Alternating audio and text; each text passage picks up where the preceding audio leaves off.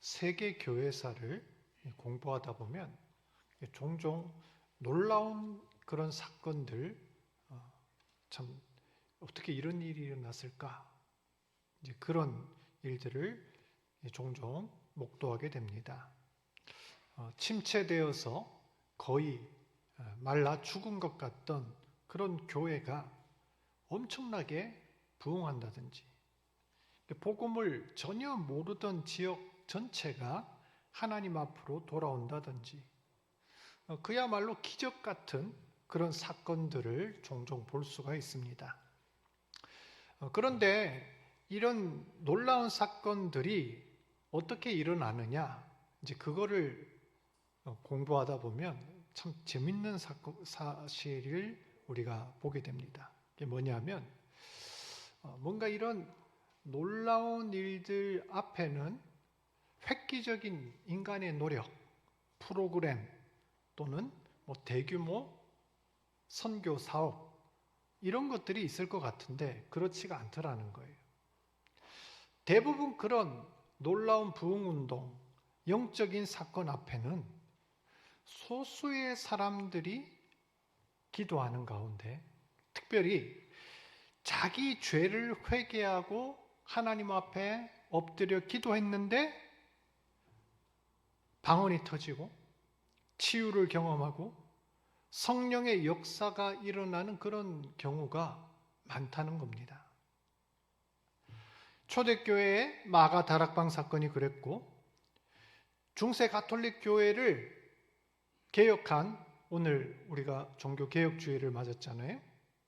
이 종교개혁을 이렇게 처음 부르짖었던 마틴 루터가 그랬습니다. 18세기 중엽의 대각성운동이 그랬었고요. 우리나라에 있었던 1907년에 평양 대부흥운동 역시 한 사람의 회개, 자복하고 회개하는 거기에서부터 출발을 했다는 것입니다.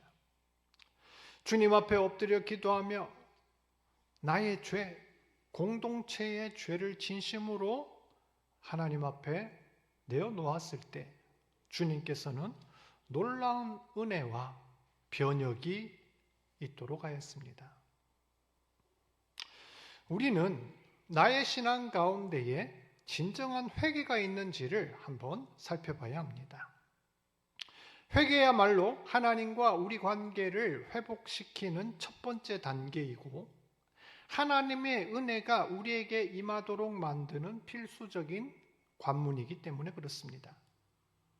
그리고 회개는 이 땅의 교회와 우리가 속한 공동체가 부흥하기 위한 필수적인 조건이 됩니다. 오늘날 많은 이들이 이 회개라는 말을 굉장히 부담스러워하죠. 왠지 꺼립니다.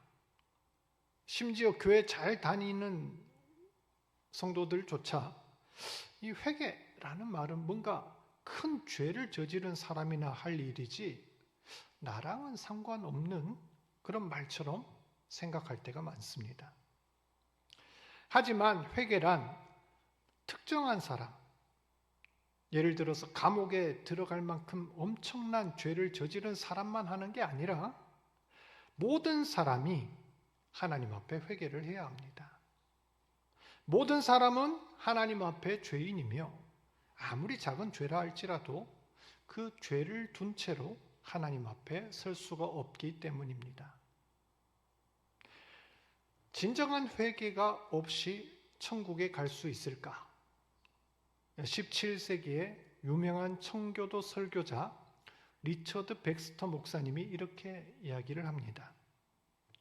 오늘 당신은 회개를 하였는가?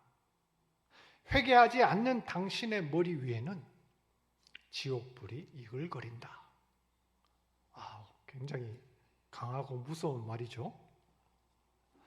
백스터가 이렇게 이야기한 데에는 습관적으로, 그저 문화적으로 종교 생활을 하고 있던 당시의 많은 사람들이 그저 아무런 느낌 없이, 감동 없이 믿음도 그냥 다른 사람들이 하니까, 우리 집안이 몇 대째, 10대째 그렇게 교회를 다녔으니까 나도 당연히 구원 받을 거야. 나도 천국 갈 거야. 이렇게 생각을 했거든요. 회개 없이는 구원도 없다. 백스터 목사님이 하신 이야기입니다. 회개하지 않고도 천국에 갈 수 있다고 믿는 것은 마치 집에 들어갈 때 문을 통과하지 않고도 담을 넘어 들어갈 수 있다라는 그런 도둑심보와 같다라고 이야기를 합니다.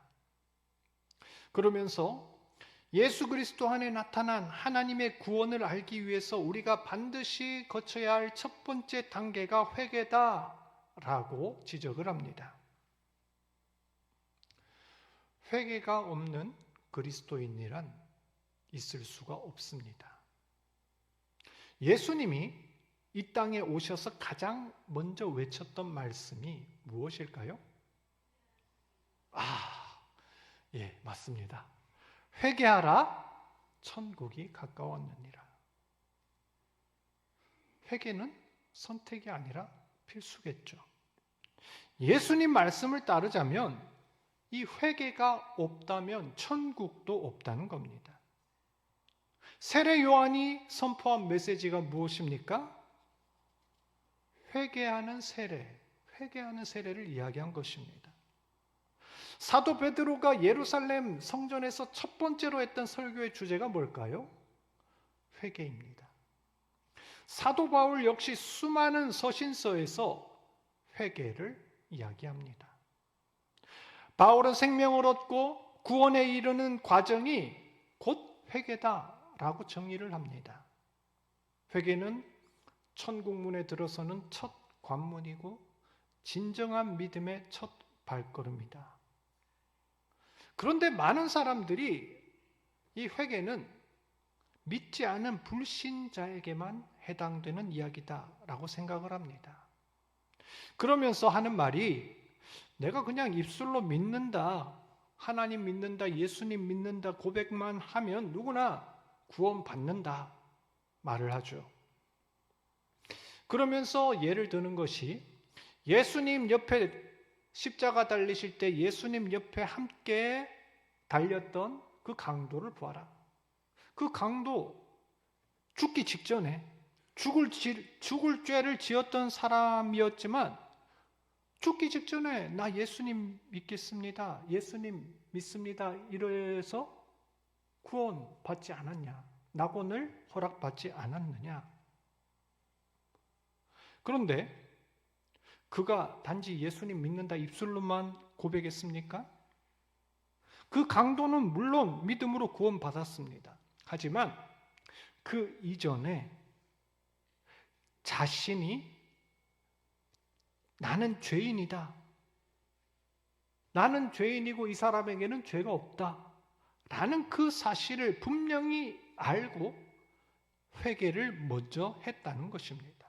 다른 말로 구원에 앞서서 회개함이 있었다는 말이죠.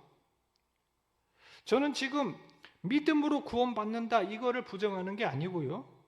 거꾸로 회개를 통한 참 믿음만이 구원에 이를 수 있다라고 이야기를 하는 것입니다. 많은 사람들은 진정 회개를 하지 않고 단지 형식적으로 종교 생활하고 입으로 예수 그리스도를 부르면 구원받을 거다. 이렇게 스스로를 안심시킵니다. 어떤 이들은 세례받고 예배 잘 참석하면 이것이 곧 회개의 삶이다라고 주장을 하죠. 과연 교회 출석하고 세례받는 것이 회개하고 거듭난 삶일까요? 이게 사실이라면 세례받는 모든 사람들은 모두 구원을 받아야 합니다. 그리고 성당 다니는 가톨릭 교회에서는 가톨릭 교리에서는 이게 맞죠. 영세를 받게 되면 일단 하나님 나라에 들어갈 자격을 얻는다라고 이야기를 합니다. 하지만 그렇게 우리가 생각을 한다면, 내가 주님 믿는다고 입으로만 고백하면 모두 천국 가는 게 맞냐? 그게 맞다면 마태복음 7장 21절에 나더러 주여 주여 하는 자마다 다 천국에 들어갈 것이 아니요 다만 하늘에 계신 내 아버지 뜻대로 행하는 자라야 들어가리라 하신 이 말씀은 뭘 의미하는 걸까요? 단지 입으로 떠드는 게 믿음이라면 세상에서 어떤 죄를 지어도 간음을 하거나 살인을 한다 해서 내 마음 내키는 대로 살고 가난하고 어려운 이웃들을 착취하고 괴롭혀도 그냥 교회만 나와서 예배 잘 드리고 입으로 아멘 아멘 하면 하나님 나라를 유업으로 받을 수 있다는 해괴한 논리가 성립됩니다. 그렇다면 진짜 믿음은 뭘까요? 진정 회개의 신앙은 어떤 것입니까? 우리가 이것을 이야기하기 전에 거짓 회개에 대해서 좀 알 필요가 있습니다. 우리가 회개라고 잘못 알고 있는 것들을 먼저 구별을 하면 거짓된 신앙, 거짓된 회개에 대해서 좀 더 쉽게 알 수가 있겠지요. 어떤 사람들은 자신의 죄에 대해서 양심의 가책을 느끼고 후회하는 것을 회개라고 착각하는 이들이 있습니다. 과연 그렇습니까? 물론 하나님께서는 양심을 회개의 도구로 사용하십니다. 사도행전이나 로마서에서 사도 바울이 내가 범사의 양심을 따라 하나님을 섬긴다 말을 하죠. 하지만 단순히 양심의 찔림, 가책은 회개가 아닙니다. 만일 그렇다면 다윗을 죽이려고 했던 사울 왕도 회개한 사람이고 예수님을 팔아넘긴 가룟 유다조차 회개한 사람이라고 말할 수가 있습니다. 그들도 일시적으로는 양심의 가책을 느꼈고 가룟 유다는 그 가책 때문에 자살까지 하지 않았습니까? 하지만 그들의 삶이 어떠했습니까? 일시적인 양심의 가책은 있었을지 몰라도 결국은 멸망의 길, 하나님께서 원하지 않는 파멸의 길로 갔다는 사실을 우리는 성경을 통해서 보게 됩니다. 또 어떤 사람들은 자신들이 가진 어떤 도덕적인 의, 윤리의식을 개선하면 그것이 회개하는 것이다. 이렇게 스스로를 속입니다. 내가 열심히 노력해서 과거의 모습보다 더 나은 모습이 되면, 더 윤리적인 삶을 살면 그것이 회개다 라고 주장을 하는 겁니다. 흔한 말로 사람 됐다, 개과천선했다 이런 말이 있죠. 개 중에는 실제로 이런 사람들도 있습니다. 과거에 엉망으로 살았는데 어디를 다녀와요? 군대. 특히 남자들은 군대 갔다 오면 좀 사람이 달라지죠. 생활 습관도 달라지고, 소위 말해 철들었다 그러잖아요. 아니면 큰 죄를 짓고 나서 교도소에 갔다 온 사람들, 그리고 뉘우치고 새 인생을 사는 사람들이 있습니다. 이렇게 자기 잘못을 뉘우치고 새 인생 사는 사람, 우리는 박수치고 격려해야 됩니다. 하지만 이 자체가 성경에서 말하는 회개는 아닙니다. 사람이 아무리 굳은 결심을 하고 새롭게 살기 위해 노력하지만 그 천성은 쉽게 바뀌지 않기 때문입니다. 예전에 그 굉장히 유명한 조폭 두목 조모 씨라는 분이 계셨어요. 누구나 아는 그런 사건을 일으키고 많은 사람들을 살인하고 살인 교사하고 교도소에 갔죠. 근데 이 사람이 교도소에서 회개하고 어떻게 했어요? 나중에 나와서 목회자가 됐어요. 근데 이분이 끝까지 목회 활동을 열심히 하고 하나님 앞에 변화된 모습으로 살았으면 참 좋았을 텐데 나중에 뒷이야기를 들어보니까 그렇지가 않더라고요. 그 비슷한 예가 대도, 참 묘하게도 이분도 성이 조 씨예요. 대도 조 모 씨. 이분도 그 절도 혐의로 이분은 이 권력가, 재벌, 부잣집만 털었던 그런 분이죠. 근데 이분 회개하고 나중에 목사가 됐다 이랬는데 나중에 혹시 들어보셨어요? 똑같은 과거의 잘못을 반복하다가 비참하게 그렇게 삶을 그렇게 마무리했다라고 하더라고요. 자, 왜 그럴까요? 모든 사람은 우리 가운데 부패한 죄의 본성을 가지고 있습니다. 성경은 하늘 아래 의인은 없다라고 이야기를 합니다. 그것도 하나도 없다라고 말을 하죠. 따라서 자신의 힘과 노력으로 아무리 착하게 살고자 노력한다고 해도 언젠가는 한계에 부딪히고 죄를 지을 만한 유혹과 그러한 환경에 처하게 되면 똑같은 죄를 반복할 수밖에 없다라는 겁니다. 우리가 신앙생활하면서 가장 위험한 생각이 뭘까요? 그거는 성령으로 철저하게 변화됨이 없이 내 노력, 나의 도덕적 기준으로 스스로 회개했다, 나는 구원받았다 착각하는 것입니다. 우리는 진짜 회개를 해야 됩니다.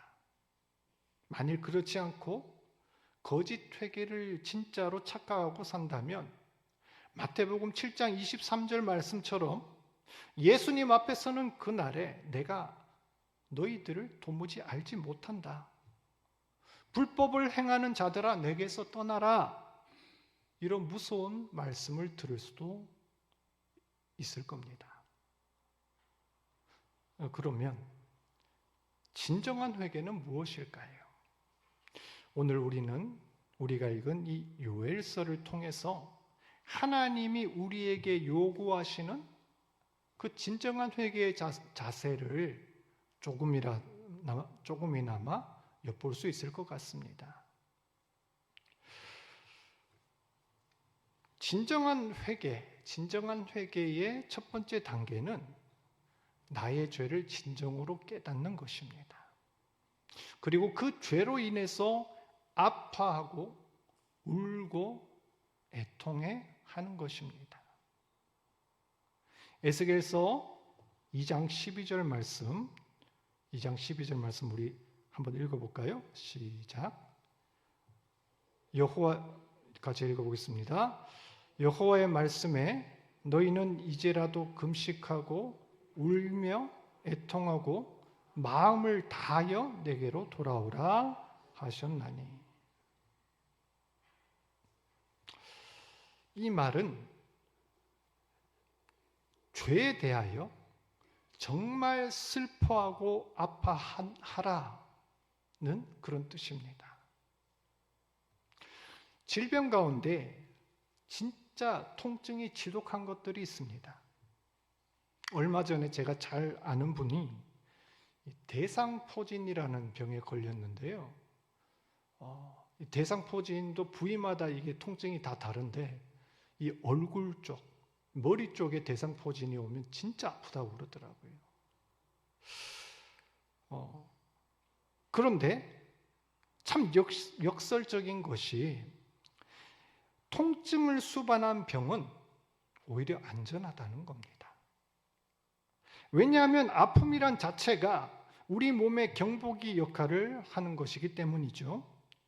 우리 몸에 안 좋은 세균이나 바이러스가 들어왔을 때 문제가 생겼다는 것을 알려주는 역할을 이 아픔이 우리에게 하기 때문입니다. 정작 위험한 병은요, 내가 아픈지 안 아픈지 모르고 있다가 그냥 당하는 겁니다. 암이 그렇죠. 특히 이 간암 같은 경우는 아무 이상이 없다가 그냥 징후가 발견되면 이미 때가 늦어버린다고 하더라고요. 우리가 아파하고 슬퍼한다는 것은 그래도 나의 상태가, 영적 상태가 건강하다는 뜻입니다. 희망이 있다는 거죠. 반대로 우리가 잘못된 길에 서 있으면서도 내 마음에 찔림이 없고 아픔도 없고 그냥 무덤덤하면 내 영적인 가운데에 아무런 사인이 없다면 이건 진짜 위험한 상황입니다. 이미 내 양심이 딱딱하게 굳어 있을 확률이 높기 때문입니다. 누군가 말하길 눈물이야말로 우리 영혼을 치유하는 치유제다라고 말을 하더라고요. 여러분, 눈물을 흘리신 그런 기억이 있습니까? TV 드라마 보다가 아니면 내 신세가 왜 이럴까? 한탄하면서 그렇게 흘리는 눈물 말고요.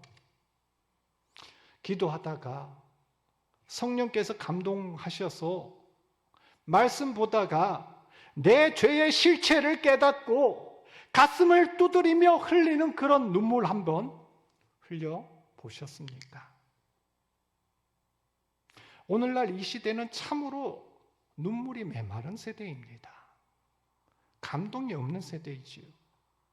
예수님께서는 이런 세대를 가리켜 피리를 불어도 춤추지 않고 애곡을 하여도 울지 않는 세대다라고 말씀을 하십니다. 이 세상을 살면서 우리는 죄 지을 때가 있습니다. 아니, 죄를 지을 수밖에 없습니다. 그것은 우리의 타고난 죄성의 한계 때문입니다. 하지만 그렇다고 해서 이 죄를 당연하게 여겨서도 안 됩니다. 타협해서는 안 됩니다. 이거를 고민하고 아파해야 합니다. 그래야 할 때 하나님은 긍휼을 베푸시고 회개할 수 있는 기회를 주십니다. 둘째로, 진정한 회개는 이제까지 잘못 가고 있던 나의 방향을 바꿔서 하나님께로 돌아가는 것을 의미합니다. 12절 하반절을 보면 너희는 마음을 다하여 내게 돌아오라 말씀하지요. 회개란 원래 가던 방향을 180도 바꾸는 걸 회개라고 합니다. 우상을 섬기던 자들이 우상을 버리고 다시 하나님께로 돌아가는 것이 회개하는 것입니다. 세상을 따라 죄의 길로 행하던 이들이 발걸음을 완전히 돌이켜 의의 길로 따라가는 것이 회개입니다. 이것은 단순히 감정의 격앙, 후회, 입으로만 잘못했다 고백하는 것을 회개라고 하지 않습니다. 회개는 우리의 태도와 행동이 바뀌는 것을 말합니다. 창세기 35장에서 야곱이 회개를 합니다. 그런데 회개를 하면서 무엇을 하느냐? 말로만 회개를 한 것이 아니라 나중에 창세기 35장을 한번 보세요. 뭘 했냐면 그와 그의 가족이 가지고 있던 모든 우상을 버리도록 하였습니다. 그리고 더러운 것들을 제하고 옷을 갈아입으라 명했습니다. 옷을 갈아입는다. 이것은 나의 행실과 태도를 바꾼다라는 의미입니다. 진짜 회개란 죄에서 돌이키고 동시에 하나님을 향해 돌아서고 나의 행실과 태도가 철저하게 변하는 것을 뜻합니다. 죄를 끊어버리고 세상으로 향해 있던 우리의 마음이 하나님께 그 방향이 180도 바뀌는 것을 말합니다. 사무엘상 7장 3절에서 만일 너희가 전심으로 여호와께 돌아오려거든 이방신과 우상을 제거하고 너희 마음을 여호와께로 향하며 그만을 섬길지어다 이야기합니다. 참된 회개는 죄악된 과거의 삶과 완전히 단절하는 것입니다. 아무리 말로 회개한다, 울고 불고 죄의 찌꺼기를 그대로 품고 있으면 의의 열매가 나타나지 않으면 이것은 회개했다 할 수가 없는 것이죠. 진정한 회개란 요나가 그랬던 것처럼 베드로가 그랬고 바울이 그랬던 것처럼 나의 인생 방향을 틀어서 하나님 쪽으로 향하는 것입니다. 끝으로 진정한 참된 회개는 외형적인 것뿐 아니라 우리 마음이 변하며 새롭게 되는 과정입니다. 그리고 이것은 인간의 역사가 아니라 하나님의 역사인 줄 믿습니다. 13절에 너희는 옷을 찢지 말고 마음을 찢고 너희 하나님 여호와께로 돌아올지어다 말씀합니다. 이스라엘 백성들은 정기적으로 회개하는 그런 기간이 있었습니다. 그 절기를 대속죄일이라고 하는데 마치 요즘 보면 이 무슬림들이 1년에 한 번 라마단 기간을 보내거든요. 근데 유대인들도 이런 대속죄일 회개하는 절기를 통해서 1년간 자기의 쌓아놓은 그 죄를 회개를 했습니다. 근데 어떻게 회개를 하느냐? 옷을 찢고 죄를 뿌리며 회개를 하는데 이것은 자기 부정을 의미합니다. 지금까지 내가 했던 모든 잘못, 죄를 옷을 찢는 것처럼 다 벗어버리고 하나님 앞에 순수한 모습, 아무것도 입지 않은 본연의 겸손한 모습으로 나가겠다. 그런 의미가 있습니다. 하지만 이스라엘 백성들은 이런 원래 의미와는 상관없이 그저 형식적으로 관습적으로 1년에 한 번 옷을 찢고 금식하였습니다. 하나님은 이러한 백성들에게 겉에 보이는 옷만 찢지 말고 죄로 굳어있고 병들어 있는 너의 마음을 찢고 너의 내면에 꽁꽁 숨겨놓은 더러운 죄들을 하나님 앞에 찢어서 내버리고 나오라 지금 말씀을 통해 촉구하십니다. 즉 우리 마음을 새롭게 하라는 것입니다. 우리가 마음을 새롭게 하는 방법은 오직 한 가지밖에 없습니다.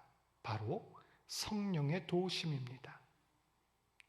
진짜 회개란 내 힘과 능력으로 이루어지는 것이 아닙니다. 성령, 즉 그리스도의 영이 우리를 새롭게 할 때 이루어지는 역사입니다. 진정한 회개란 하나님의 임재 속에서 이루어지는 하나님의 은혜입니다. 진짜 회개란 성령이 우리 안에 내주하시며 내적 변화가 일어나며 새로운 성품이 생겨나도록 성화의 길로 이끄시는 과정입니다. 다시 말해 성령이 주시는 진정한 회개는 낡은 건물을 보수하는 것이 아니라 새로운 건물을 짓는 일입니다. 성령님께서 주시는 진정한 회개는 천국을 향한 첫 관문이며 진정한 믿음의 첫 걸음이고 이 진정한 회개가 있어야 비로소 구원의 확신을 가질 수 있는 것입니다. 오직 예수님만을 바라보며 이 회개를 간절히 구하시기를 원합니다.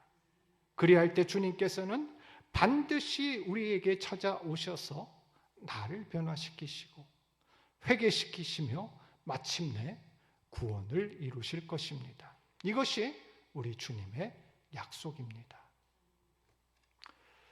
오늘은 종교개혁 주일입니다. 우리는 개혁 전통을 이어받은 교회입니다. 개혁이란 과거의 한 시점, 특정한 시대나 지역에만 일어난 것이 아니라 오늘날 우리에게 이어지는 그러한 정신을 의미합니다. 머나먼 이야기, 남의 이야기가 아니라 내 안의 신앙의 본질을 회복하며 회개하여 날마다 새롭게 되는 것이 개혁신앙의 핵심입니다. 나의 마음을 찢고 하나님 앞에 나아가 참으로 회개하시는 모든 주의 백성 되시길 주의 이름으로 축원합니다.